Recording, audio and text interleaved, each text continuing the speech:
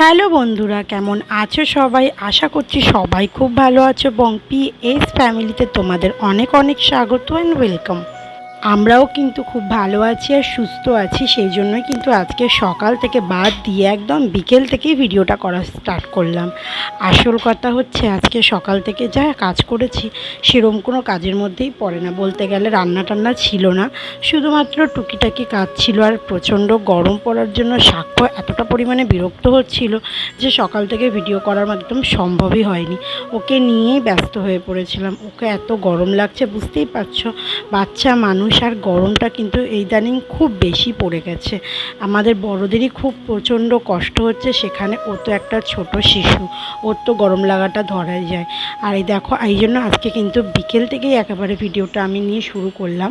এখন কিন্তু বাজে ওই 5:30 নাগাদ বাজে এখন। আর ওকে কিন্তু দুধ খাওয়ানোর পর ও ঘুম দিয়ে উঠে গেছে, আর বাবু কিন্তু স্কুল থেকে চলে এসছে। এসে কিন্তু ওর সাথে একটু খেলা করছিল, অনেকক্ষণই উঠেছে, শুয়ে শুয়ে প্রথমে খেলা করছিল, এতটা পরিমাণে দুষ্টুমি করছিল, তো ভাবলাম তোমাদের সাথে একটু শেয়ার করি। তো দেখো, ওকে এখন মিষ্টি দিতে হবে। ও না পার ডে ঘুম থেকে উঠে মানে ওখানে কিছু খাবার দাবার চাই থাকুক না কেন, ও জানে ওখানে কিছু থাকে। তো বাবা মিষ্টি এনেছিল আগের দিনকার পয়লা বৈশাখের জন্য, তো সেইগুলো সাক্ষর জন্যই এনেছিল আর কি। কিন্তু ওকে তো সবসময় মিষ্টি দেওয়া যায় না, কিন্তু ও তো শুনবে না, ওকে তো দিতেই হবে। ও এখানে রাখা থাকে বলে ও ভালো মতন জানে যে ওইখানে মিষ্টি আছে, এই জন্য ওরকম করে মিষ্টি দিতে হবে। আর ওকে গোটা মিষ্টিটাই দিতে হবে। ও লাল মিষ্টিও খেতে পারে, ও লাল মিষ্টিটাই নেবে। কিন্তু ওকে আমি কালাকাঁদ দিচ্ছি, মানে বাবা এনেছে ওর জন্য কালাকাঁদ, আর ওটা দিচ্ছি, ওইটা হবে না। সেই জন্য দেখো বাবা আর ছেলের মুখের ভঙ্গিটা। বাবু এইমাত্র স্কুল থেকে এসছে আর ও ঘুম থেকে উঠেছে, দুজনে মিলে এখন এই জন্য রক্ত খুনসুটি করছে। তো দেখো, এই জন্য ওকে এখন একটু মিষ্টি ভেঙে দেবে, ভেঙে দিচ্ছে, খাবে, কিন্তু ওকে পুরোটাই দিতে হবে আর কি, ওর দাবি হচ্ছে ওইটাই। তো যাই হোক, দেখো মুখেরটা শেষ হয়নি, ও কিন্তু তারপরেও খাওয়ার জন্য পাগলা হয়ে যাচ্ছে। আসলে ওকে কোনো মিষ্টি কিন্তু আমরা এর আগে দিতাম না। যখন স্বাক্ষর 1 বছর হয়নি তখন কিন্তু আমি কোনো রকম ওকে মিষ্টি দিইনি। যখন ওর মানে বার্থডেটা হয়ে গেছে তারপরে ওকে একটা মাঝে মাঝে একটুখানি দিই, কারণ একটুখানি তো খাওয়াটা যেতেই পারে, কোনো অসুবিধা হয় না আশা করি। সেই জন্য অনেক কাউকে দেখি মিষ্টি খাওয়ায়, কিন্তু আমরা কোনো রকম চিনি খাবারের অ্যাড করিনি স্বাক্ষরকে আজ অবধি। পাড়া প্রতিবেশীকে জানাতে দিস নাকি? বাবু দেখ একটু ওকে, এইটা দিস না, ওইটা দে। দেখলে কীরকমভাবে ও চিল্লাচ্ছে মাম মাম করে, কেন বললো তো? ওখানে ভেবেছে কি রেখে দিয়েছে বাকিটা, কিন্তু না, বাকিটা ওর বাবা খেয়ে নিয়েছে। তো তারপরে এই জন্য ওকে একটা ওই যে চকোস যেগুলো হয়, চকোসের একটা দুটো স্টার ওকে দিলাম, ও খেলো। তারপরে গিয়ে এখন বাইরে বেরিয়েছে, দুজন মিলে মুখ ধুতে গেছে। আর আমি কিন্তু বিকেলবেলা থেকেই তোমাদের সাথে ব্লগটা শেয়ার করছি, তার কারণ আজকে কিন্তু বিকেলবেলায় প্রচুর কাজ আছে। সকালবেলা যেহেতু কোনো কাজ ছিল না, সেই জন্য বিকেলবেলা কিন্তু অনেক কিছুই একসাথে করতে হবে। তো এখন চলো আগে বিছানাটা গুছিয়ে নিই। সাক্ষ্য ঘুম থেকে ওঠার পরই কিন্তু আমি ডেলি এটা করে থাকি। ডেলি আবার বিছনা টিছনা সব চেঞ্জ মানে ভালো করে পরিষ্কার করতে হয়, কারণ এবার সন্ধেবেলা একটু সন্ধেবাতি দিতে হবে, কারণ ঘরে তো সন্ধে ধূপ মোমবাতিটা জ্বালানো যেতেই পারে। আর আমি যেহেতু একটা বাঙালি ঘরের মেয়ে, আমার এটা একটা কালচার, আমাদের ছোটোবেলা থেকেই দেখে এসেছি সন্ধে হলে জামাকাপড় চেঞ্জ করে নিজেকে পরিষ্কার করে তারপরে কিন্তু ঘরে একটা মোমবাতি হোক ধূপকাঠি জ্বালাতে হয়। তো সেটা আমরা কিন্তু করতাম ছোটোবেলা থেকে, আমি খুব পুজো করতাম। তো সেই জন্য আমার এই অভ্যাসটা কিন্তু আমি এখানে ছাড়তে পারিনি। আমার শ্বশুরবাড়িতেও কিন্তু আমার শ্বশুরমশাই ধূপ জ্বালায়, কিন্তু আমার নিজস্ব না একটা ঘরের মধ্যে ধূপ জ্বালানো, প্রদীপ জ্বালানো বা তারপরে কর্পূরের ধোঁয়া দেওয়া, এগুলো আমি খুব মানি। সেই জন্যই কিন্তু আমি সন্ধেবেলা রেগুলারই এই পরিষ্কার কাজগুলো করে নিই।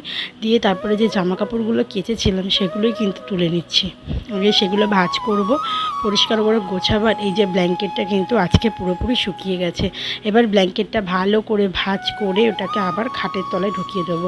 মানে আমাদের বাইরের ঘরে যে খাটটা রয়েছে ওটা তো বক্স খাটের ভেতরেই রেখে দেবো।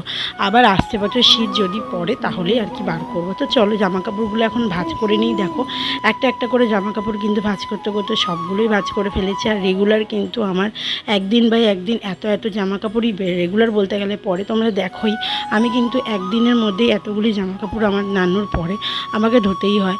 সেই জন্য একদিন যদি আমি মিস করি জামা কাপড় ধোয়া, তোমরা জানো কতটা জামা কাপড় আমাকে কাচতে হয়। এদিকে কিন্তু বাবু আর সাক্ষ্য বাইরেটা বসে বসে খেলা করছিল।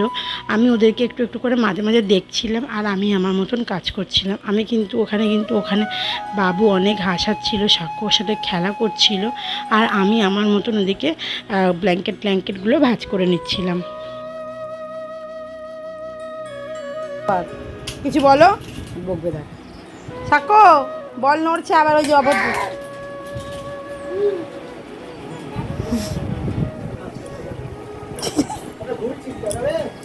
ঠিক দুপুরবেলা এমনটাই করছিল। আসল কলা দুপুরবেলা হচ্ছে যখন গেটটা খোলা ছিল, পর্দাটা নড়ছিল, তার জন্য পাখা চলছিল, বলটাও নড়ছিল। আর সাক্ষ্য কিন্তু ঠিক এরকমভাবে চিল্লে বকা দিচ্ছিল বলটাকে। তো আমি খুব হাসছিলাম, ওকে বাবুকে দেখাচ্ছিলাম যে দেখ ও কীরকম করে বকা দেয়, সেটাই আর কি রিপিট করলাম। আর ও দেখলে কীরকম কত জোরে বকা দিয়ে উঠলো। তো এদিকে ওরা তো ওরকম করছেই, আর আমিও আমার কাজটা শুরু করে দিয়েছি, কারণ আমাকে তো জামা কাপড় ভাঁজ করে সব এগুলো যেখানকার জিনিস সেখানে তুলতে হবে। তো সেগুলোই আর কি করে নিলাম। করে এখানে দেখো সব বাসি ফুল রয়েছে, সেগুলোকে বাইরে দেব, দিয়ে এবার পাখা নিভিয়ে ঝাড় দিয়ে নেব। এটা কিন্তু সন্ধেবেলা আমি প্রত্যেক দিনই করি আর কি, করতে করতে মাঝে মাঝে 6টা বেজে যায়, কিন্তু চেষ্টা করি সাক্ষ্য উঠে গেলে তাড়াতাড়ি করতে। আজকে তাড়াতাড়ি সাক্ষ্য উঠে গেছে, এর মানে তো এই না যে রেগুলার সাক্ষ্য তাড়াতাড়ি ওঠে না, মাঝে মাঝে সাক্ষ্য 6টা পার করে দেয় উঠতে, সেই জন্যই আর তখন একটু দেরি হয়ে যায়। আজকে যেহেতু তাড়াতাড়ি ও উঠে গেছে, সেই জন্যই তাড়াতাড়ি সব কাজবাজটা কমপ্লিট হয়ে গেছে। তো চলো ঝাড়টার দিয়ে কিন্তু আমি সন্ধে দেবো। তোমরা দেখবে আমি কিন্তু মানে সকালবেলা যেহেতু চান করে নিয়েছিলাম, আমি আবার গা ধুতে যাব। এতটা গরম পড়েছে না, আমার তো সারাদিনে 4বার গা ধোয়া হয়ে যাচ্ছে, শুধু স্নান করে ফেলছি 4বার। তো এইদিকে ঝাড়টার দেবো, পাখা নিভিয়ে মানে ঝাড় দিতে গেছি, একবারে চান করে বেরিয়ে গেছি, এমন অবস্থা হয়ে গেছে আমার। তো এদিকে এখন ঝাড়টার দিয়ে পরিষ্কার করে নিই, পেতে নিই, এবারে জলগুলো ভরে নিই, সবই তো করে রাখতে হবে পরিষ্কার পরিপাটিভাবে। আর আমি কিন্তু আমার ঘরটাকে সবসময় পরিপাটি করে গুছিয়ে রাখার চেষ্টা করি, জানি না কতটা রাখতে পারি। ছোট ছেলে আছে ঘরে, জানো সবাই, তো ওই দিক দিয়ে ঘেঁটে দেবে, আমি এদিক দিয়ে পরিষ্কার করবো। তো এদিকে কিন্তু আমি একটু গায়ে জল ঢেলে নাইটিটা চেঞ্জ করে নিলাম, আর নাইটিটা দেখো আমি এদিকে মেলে রেখেছি। তার কারণ কিন্তু আমি দুপুরবেলায় গা ধুয়ে ভালো করে স্নান করেছিলাম দুপুরবেলায়, যখন তখনই নাইটিটা চেঞ্জ করে পরেছিলাম, এই জন্য নাইটিটা পুরোটাই ভালো, শুধু দুপুরবেলাটুকুনি শুয়েছিলাম। আবার সন্ধ্যা দেবো বলে একটুখানি গায়ে জল ঢেলে এসে নাইটিটা চেঞ্জ করে নিলাম। চুলটার হাল আমার একদম পাখির বাসা হয়ে গেছে। সোমবার দিন আমি মাথায় তেল দিয়েছিলাম, আর আজকে কিন্তু বৃহস্পতিবার বুধবার, আমি কিন্তু এখনও অবধি চুলটা আজরাতে পারিনি। এতটা চুল পুরো জট পেরে গেছে যে আমাকে এখন মাথা ঘষতে হবে। তো ভাবলাম আজকে এরকমভাবে উঠিয়ে রেখে দিই। খুব আফসোস হয় যখন আমি নিজের চুলটা আজরাই, আয়নাতে তো দেখা কমই হয়, কিন্তু যখন এই যে তোমাদের জন্য মোবাইলে একটু শ্যুট করি যে চুলটা আজরাচ্ছি বা কিছু, তখনই খুব আফসোস হয়। তখন মনে হয় না গিয়ে গিয়ে চুলটাকে কেটে চলে আসি, ছোটো ছোটো চুল করে নিই, যেখানে রোজ রোজ চুল আজরাতে পারবো, রোজ রোজ একটু শ্যাম্পু করতে পারবো, আর অনেকবার নতুন নতুন ডিজাইন করতে পারবো চুলে। কিন্তু চুলের আমার খুব শখ, এই জন্য চুলটা না মায়াটা ত্যাগ করতে পারি না। কিন্তু চুলগুলো এত পরিমাণে রাফ হয়ে যাচ্ছে, এতটা খারাপ লাগে না, নিজেরই খুব কষ্ট হয়। হতে পারে যে অনেক ওই বলে না মেয়েরা ছাড়তে সবসময় ছেড়েই যাচ্ছে সব কিছু, আমারও তাই হয়েছে, তাদের মধ্যেই আমি একজন। যে আমি না মানে সংসারের সাথে যোগ দিয়ে চলতে পারছি না, সংসারের সাথে নিজেকেও ক্যারি করাটা আমার দ্বারা খুবই কষ্টকর হয়ে যাচ্ছে। আসলে একা হাতে অনেকটা কাজের চাপ পড়ে যায়। আমি সে সকালবেলা যখন উঠি, সকালবেলা উঠে দাঁড়াতে পারি না, কোমরটা এত ব্যথা করে, তারপরেও কিন্তু সব কাজটা হাসি মুখে করে নিই, শুধুমাত্র আমার ছেলের জন্য। কারণ ওর জন্য আমি তো সব কিছু করতে হবে না আমাকে, আর ওকে তো আমি ভুকা রাখতে পারবো না। তো দেখো এদিকে কিন্তু আমি প্রদীপ জ্বালাতে শুরু করে দিয়েছি, যেহেতু সন্ধে দেবো এখন। আর আমি কিন্তু সন্ধে দেওয়ার আগে একটুখানি ক্লিন আপ নিজেকে করে নিই, কারণ এই যে ক্লিন আপটা নিজের ওপরে করলাম, এখন যদি আমি গোড়া বাজারেও যাই আমি এভাবেই চলে যাব। তোমরা সবাই আমাকে যারা দেখছো কদিন মানে আমার নতুন ভিডিও থেকে স্টার্টিং থেকে, তারা দেখতেই পাও আমি ভীষণ মানে ভিখারির মতন থাকি, তোমরা আমাকে দেখোই। আমি একদম সিম্পল হাউসওয়াইফের হয়ে পড়ে থাকি, কিন্তু আমি অ্যাকচুয়ালি এরকম ছিলাম না। আমিও নিজের ওপরে খুব কেয়ার করতাম, কিন্তু এখন হয় না। তো এদিকে সন্ধে দিয়ে নিলাম, দিয়ে কিন্তু বেরালাম, দেখলে কতটা ঘেমে গেছি। একেবারে কিন্তু চেঞ্জ করে অন্য নাইটিটা যেটা পরেছিলাম সেটা পরেই বেরোলাম। আর এদিকে বেরিয়ে দেখছি বাবু মশাই চা করছে আমার, কিন্তু আমার জন্য না, ওনার মা বাবার জন্য আর নিজের জন্য। তো নিজে আজকে অনেকটা চা করেছে, নিজের মনের মতন করে চা দিয়ে খাবে, তো শুনতেই পাবে কি ওর চা খেতে ভালোবাসে। আর আমি কিন্তু এখানে একটুখানি আপন মনে গান করছিলাম, আর সাক্ষর খাবার ওদিকে রেডি করছিলাম। ওদিকে প্রেশার কুকারের খাবার কিন্তু বসিয়ে রেখেছিলাম, আমি আমার কাজটা করেই বসেছিলাম। মুড়ি খাবে? হারিয়ে বসে আছি প্রথমবারেরই দেখা, কত যে হলো তোলপাড়, মায়া দিলা একই এসে কাটাল তুমি, আমি হঠাৎ এসে ও অর্ডার দু দে না। মুড়ি বিস্কুট দিয়ে খুবই ভালো লাগে খেতে। এই দেখো খাইতে হরলিক্স ফেল, খেয়ে তো দেখো ঠান্ডা কোথাও তো হবে।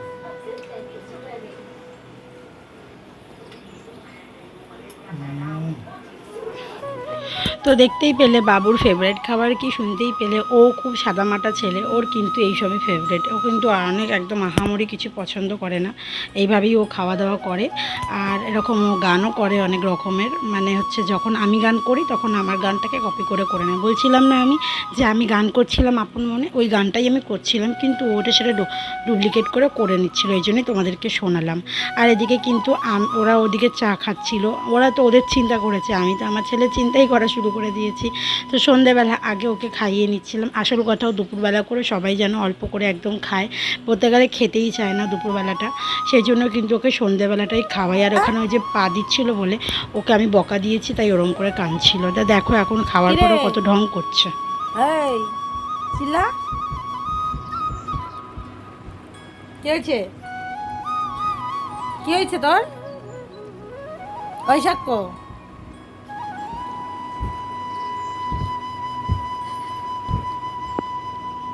আয়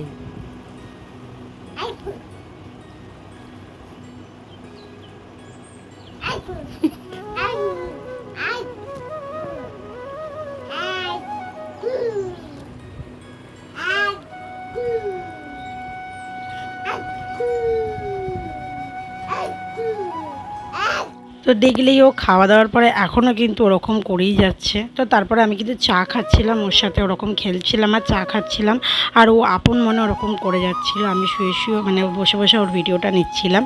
আর এদিকে দেখো যখন বলবো যে চা খাবি, তখন দেখো লাফ মেরে উঠে আসে। আসল কথা, তারপর বাবু তো একটুখানি বেরিয়েছিল, তারপর বাবু এসে বললো যে একটু গোড়াবাজার যাওয়ার কথা। তো ভাবলাম যে যাই একটু গোড়াবাজার দিয়ে ঘুরে আসি, কারণ কিছু জিনিসপত্র আমার নেওয়ার ছিল, কিন্তু এখন এতটা পরিমাণে ভিড় হচ্ছে গোড়াবাজারে, আমার যেতেও ইচ্ছা করে না। সবাই যেন গরমের জন্য না এত ভিড়ভাড়টা আমার পছন্দ হয় না, আর আমার একদম আগাগোড়াই না ভিড়ভাড়টা, বেশি লোক আর লোক ওই সব জিনিস পছন্দ না। তো চলো চাটাকে আগে খেয়ে নিই। আর ওদিকে দেখো আমার একটা হ্যাংলা ছেলে চা দেখে এরকম করছে, ওকে বলছি চা খাবি, এই জন্য দেখো লাভ মেরে উঠেছে চা খাওয়ার জন্য। আর এখন আমি চাটা খেয়ে কিন্তু তারপরে ওকে রেডি করব। এখন ওটা এসে ওর সাথে একটু খেলা করে নিই, চা নিয়ে ওকে চুপকে দিচ্ছি যে চা খাবি তো এখানে এসে বসতে হবে, এখানে এসে বসলেই আমি দেবো, নালে দেবো না, সিধা এসে বসতে হবে, হ্যানা ত্যানা আর কি করছিলাম ওর সাথে, দুষ্টুমি আর কি করছিলাম। তারপরে দেখো চা খাওয়ার জন্য আমার কোলেই উঠে চলে এসছে, ও এত চা খেতে চায়। তো দেখো চাটা খেয়ে কিন্তু আমি ওকে রেডি করলাম। দেন আমি আর বাবু আমরা তিনজন কিন্তু চলে এসেছি গোড়াবাজারে। আমরা কিন্তু সামনে গাড়িটাকে পার্ক করে দিয়ে এবার ঢুকছি বাজারের দিকে। আসলে সাক্ষর জন্য একটা জুতো দেখতে গেছিলাম, ওর সব হয়েছে, জুতোটাই হয়নি। কিন্তু এখন জুতো খুঁজতে গেছিলাম, কিন্তু এতটা পরিমাণে বাচ্চাদের জুতোর দাম নিচ্ছে। সাক্ষর জন্য জুতো নিতে গেছিলাম একটা দোকান থেকে, আমি কোনো নর্মাল জায়গা থেকে নিতে যাইনি, নর্মাল দোকান থেকেই নিতে গেছিলাম। তো যাই হোক এতটা পরিমাণে ভিড় ছিল, মানে বুঝতেই পারছো পা গলানোর জায়গা নেই, মানে এত বিরক্ত লাগছিল। তো সেখান থেকে আর কি আমি একটুখানি, এই দেখো এটা আমার একটা বান্ধবী ওই দোকানে কাজ করে, তো কি দেখাচ্ছিলাম। তো দেখো বাবু এত ভিড় ছিল বলে ও গলি দিয়ে ঢুকে গেছে, গলি থেকে সিধা যাচ্ছি আমরা কিন্তু এক জায়গায় যাচ্ছি, মানে একটা জিনিস নেওয়ার জন্যই আর কি যাচ্ছিলাম, সেই জন্য আমাদের কিছু খুঁজতে হয়নি। আর এসেই কিন্তু একটা দোকানে দাঁড়িয়েছি যে সাক্ষর জন্য জুতো নেওয়ার জন্য। এই কিটোটা আমার খুব পছন্দ হয়েছিল, কিন্তু দামটা অতিরিক্ত বেশি বলছিল, ওনাকে দাম কমাতে বলছিলাম, উনি দামও একদম মানে কমাবে না তো না, 10 টাকা অবধি কমাবে না। তো তাই জন্য আমরা নিইনি, চলে এসেছিলাম। আমি ভাবলাম যে থাক, এখন ভিড় আছে। এখন মানুষ বলে না দোকানে যখন দোকানদারদের বেশি সেল হয় তখন ওনাদের ঘামান্ড বেড়ে যায়, ওরমই হয়ে গেছে। আমি কিন্তু কোনো সেল থেকে বা কোনো নর্মাল দোকান থেকে নিচ্ছিলাম না, ভালো দোকান থেকেই নিচ্ছিলাম, তাও ওরকম একদম দাম একটু ডিসকাউন্ট দিচ্ছিল না, সেই জন্য আর কি চলে এসেছিলাম। তো যেটা নেওয়ার ছিল সেটা নিয়ে আমরা বাড়ি চলে এসেছি। এসেই কিন্তু আমি সাক্ষর জন্য সেরিল্যাক্সটা রেডি করে নিচ্ছি। তোমরা দেখেছিলে এর আগে আমি বাদাম দিয়ে একটা সেরিল্যাক্স বানিয়েছি, ওটা কিন্তু সাক্ষ্য খায়। আর এই সেদিনকারই আমি কিন্তু মিক্সড ডাল দিয়ে আর চাল দিয়ে অনেক কিছু দিয়ে আর কি আমি একটা সেরেলাক্স বানানোর জন্য ভিজিয়ে রেখেছিলাম। ভিজিয়ে ওটাকে ভালো করে রোদে শুকিয়েছিলাম, দিয়ে আমি কিন্তু পেস্ট বানিয়ে নিয়েছি। পাউডারটাকে ভালো করে ছেঁকে ওকে কিন্তু পাউডার ফর্মে করে নিয়েছি।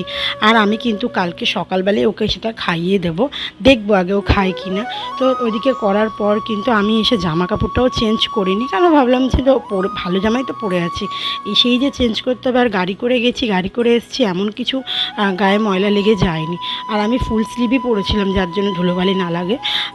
আর এদিকে এসে আমি এবার রান্না করছিলাম, কারণ আজকে বিকেলে বলেছিলাম দিনের বেলা রান্না বান্না কিছু করিনি, সেরকম রান্না করার চাপ ছিল না। যেন রাতে একটু তড়কা করেছিলাম আর রুটি করেছিল আমার শাশুড়ি, উনি কিন্তু আগে রুটিটা করে নিয়েছিল। আমি গোড়াবাজার থেকে এসে তারপর কিন্তু আমি রান্নাটা চড়িয়েছিলাম। তড়কাটা আমি কিন্তু সিটি মেরে গেছিলাম, আগে সিটি মেরে টেরে দিয়েই গেছিলাম। আর তড়কা করতে বেশি সময় লাগে না, ঝট রান্না বসিয়ে দিয়েছি, টপাটপ রান্না হয়েও গেছে। আর শাকোর জন্যও রান্না করে নিয়েছি।